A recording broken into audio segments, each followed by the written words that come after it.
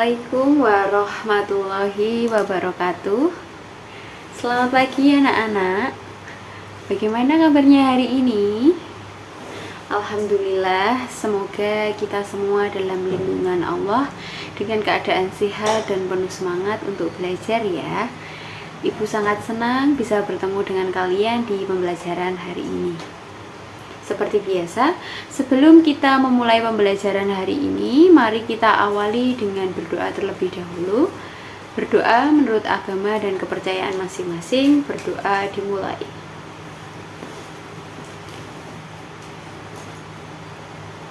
Selesai.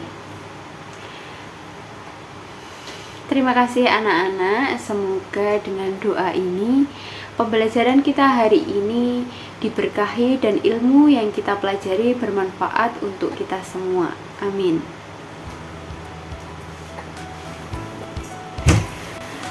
Baik anak-anak, sebelum kita masuk ke materi inti, Ibu ingin bertanya kepada kalian. Coba perhatikan di sekolah kita atau mungkin di rumah kalian, ada ratusan bahkan ribuan barang bukan? Mulai dari komputer, meja, kursi, buku, alat tulis, proyektor, dan masih banyak lagi. Nah, pertanyaan Ibu adalah, apa yang terjadi kalau barang-barang tersebut disimpan sembarangan tanpa sistem yang jelas?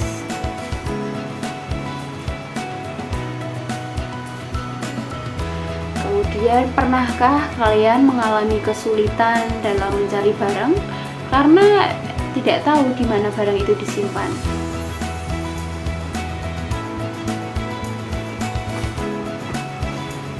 Nah, pertanyaan-pertanyaan tadi akan kita jawab bersama melalui pembelajaran hari ini. Jadi, disimak dengan baik-baik ya. Pada pertemuan hari ini, kita akan mempelajari tentang penyimpanan sarana dan prasarana. Ini adalah topik yang sangat penting karena sebagai calon tenaga administrasi profesional, kalian harus mampu mengelola barang-barang organisasi dengan baik. Adapun tujuan pembelajaran kita hari ini adalah setelah mengikuti pembelajaran ini, kalian diharapkan mampu yang pertama menjelaskan pengertian dari penyimpanan sarana dan prasarana dengan tepat. Kemudian yang kedua, kalian bisa mengidentifikasi tujuan dan prinsip-prinsip penyimpanan sarana dan prasarana. Dan yang ketiga, bisa membedakan berbagai jenis dari tempat penyimpanan sesuai dengan karakteristik dari barang. Yang keempat, menerapkan teknik-teknik penyimpanan yang baik dalam pengelolaan sarana dan prasarana.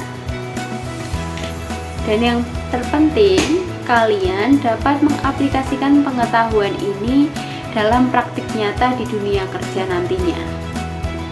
Baik anak-anak, sekarang kita sudah siap ya untuk masuk ke materi pembelajaran. Ingat, dicatat hal-hal yang penting yang Ibu sampaikan. Jika ada yang tidak dipahami, kalian bisa langsung bertanya. Mari kita mulai pembelajaran kita hari ini dengan penuh semangat.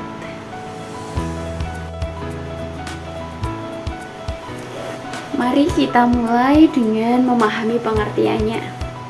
Penyimpanan sarana dan prasarana adalah kegiatan menata, mengatur, dan menempatkan barang-barang milik organisasi atau sekolah di tempat tertentu dengan cara sistematis dan teratur. Tujuannya agar barang tersebut terlindungi dari kerusakan, mudah ditemukan, dan siap digunakan kapan saja. Penyimpanan ini bukan sekedar menaruh barang di gudang ya, tetapi ada sistem dan aturannya yang harus kita pahami dengan baik. Lalu mengapa penyimpanan itu penting? Ada beberapa tujuan utama. Yang pertama, untuk menjaga keamanan barang dari kehilangan, pencurian, atau kerusakan. Kedua, untuk memudahkan pencarian ketika barang tersebut dibutuhkan. Bayangkan kalau barang ditaruh sembarangan, pasti susah mencarinya, bukan? Kemudian yang ketiga, untuk memperpanjang usia pakai barang dengan menyimpannya di tempat yang kondisinya tepat. Lalu yang keempat adalah untuk efisiensi ruangan, di mana barang tersebut tidak memakan tempat yang berlebihan. Dan yang kelima, untuk memudahkan kontrol inventaris atau pengawasan terhadap barang-barang yang kita miliki. Dalam menyimpan sarana dan prasarana, tentu ada beberapa prinsip yang harus kita perhatikan. Prinsip pertama adalah kemudahan. Barang harus disimpan di tempat yang mudah dijangkau dan diambil. Barang yang sering digunakan sebaiknya ditempatkan di lokasi yang paling mudah diakses. Kemudian prinsip yang kedua adalah keamanan. Pastikan barang disimpan di tempat yang aman dari pencurian, kebakaran, banjir, atau kerusakan lainnya. Barang berharga seperti laptop atau proyektor perlu disimpan di ruangan khusus yang terkunci. Prinsip ketiga adalah pengelompokan. Barang yang sejenis atau yang digunakan bersama-sama sebaiknya disimpan berdekatan. Misalnya, alat tulis dikumpulkan jadi satu, peralatan elektronik jadi satu di area tersendiri, jadi tidak tercampur. Kemudian prinsip yang keempat adalah identifikasi, di mana setiap barang atau kelompok barang harus diberi label atau tanda yang jelas sehingga mudah dikenali dan ditemukan. Prinsip yang kelima adalah sirkulasi udara, terutama untuk barang-barang yang rentan terhadap kelembapan.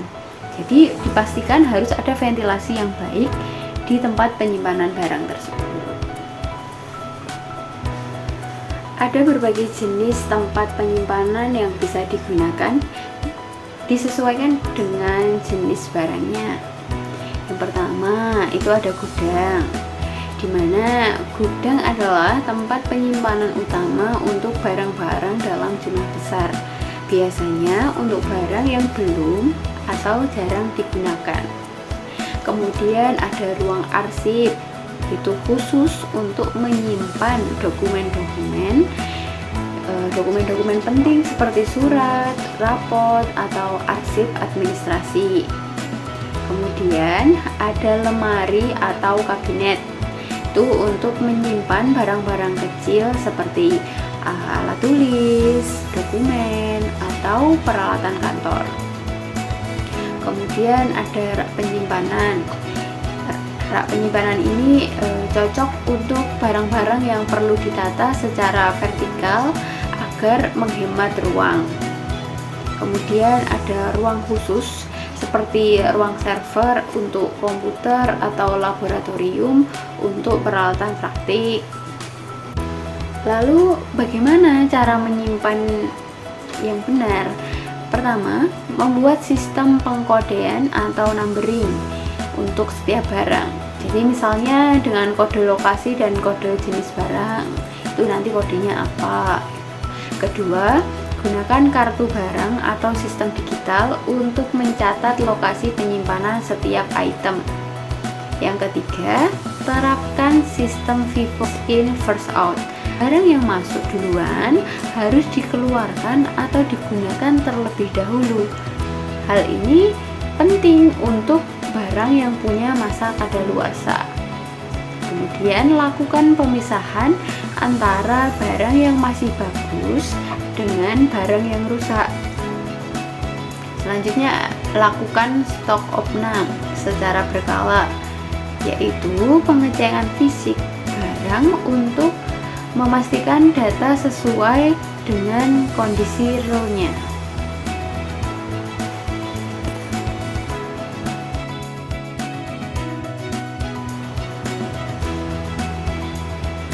Baik anak-anak, itulah materi kita hari ini tentang penyimpanan sarana dan prasarana.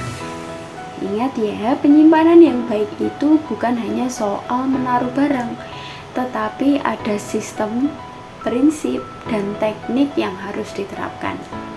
Dengan penyimpanan yang benar, barang-barang sekolah atau kantor akan lebih awet, mudah dicari, dan penggunaannya pun lebih efisien.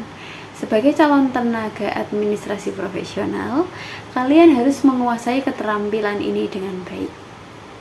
Untuk pertemuan selanjutnya, kita akan membahas tentang pemeliharaan sarana dan prasarana.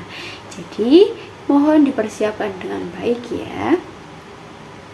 Sekian pertemuan hari ini. Mohon maaf apabila ada salah kata, salah ucap.